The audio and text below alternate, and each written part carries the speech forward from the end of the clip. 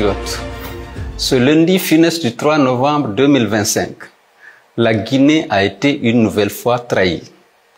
Les Guinéens ont manqué un autre rendez-vous avec l'histoire. Celui qui avait juré devant Dieu et devant le peuple de ne jamais se porter candidat à l'élection présidentielle, marquant la fin de la transition, est revenu sur sa parole, au mépris de son serment et de sa parole d'officier.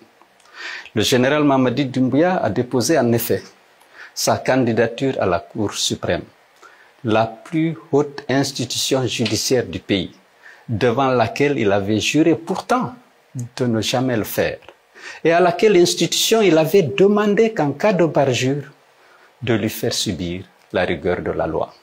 C'est à un autre coup d'État, assimilable à une haute trahison, que nous avons assisté ce 3 novembre, après celui sanglant du 5 septembre 2021. Mes chers compatriotes, notre pays est dirigé de main de fer par un groupe de prédateurs et un clan mafieux qui ont instauré, pour se maintenir au pouvoir, un climat de terreur marqué par une violation massive des droits de l'homme et une restriction drastique des libertés publiques. On a enregistré à ce jour des dizaines d'assassinats ciblés, plusieurs enlèvements nocturnes suivis de tortures, des emprisonnements arbitraires, des harcèlements judiciaires ainsi que des morts suspectes en détention de personnalités civiles et militaires. La question que tout le monde se pose aujourd'hui est la suivante. Que faire pour arrêter la folie liberticide de la junte et mettre fin à cette dictature féroce et impitoyable? Chacun de nous est concerné par la résistance à opposer à cette junte sans foi ni loi, prisonnière de ses propres trahisons, engluée dans ses contradictions. Elle avait promis la refondation. Elle n'offre que larmes et désolation. Elle avait promis une transition démocratique. Elle se rend coupable de haute trahison et envisage de confisquer le pouvoir par l'intimidation, la ruse et la violence.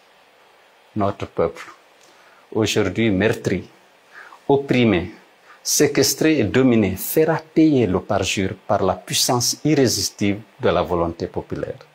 Considérons-nous désormais, où que nous nous trouvions, comme des soldats de la démocratie engagés et mobilisés pour le salut national. Face à la triste réalité que nous subissons tous et les sombres perspectives qui nous menacent, rester les bras croisés ou détourner le regard n'est pas une option.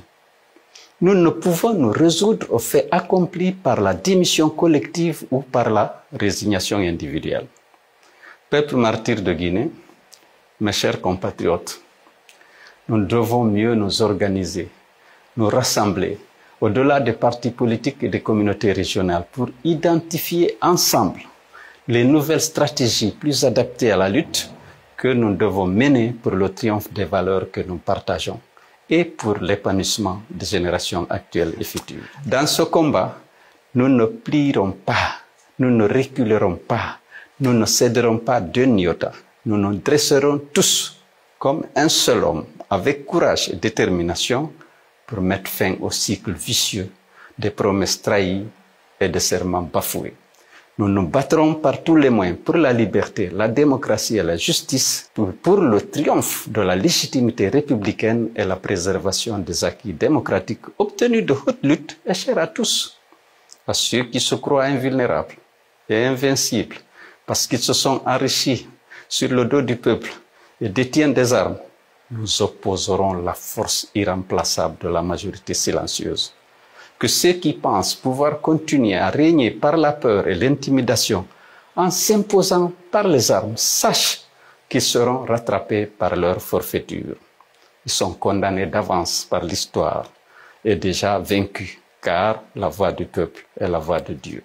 Mes chers compatriotes, soyons convaincus que la Guinée ne perdra pas son combat pour la démocratie et les libertés. Que Dieu protège notre pays et éclaire le chemin de ceux qui luttent. Vive la République, vive le peuple de Guinée, libre et souverain.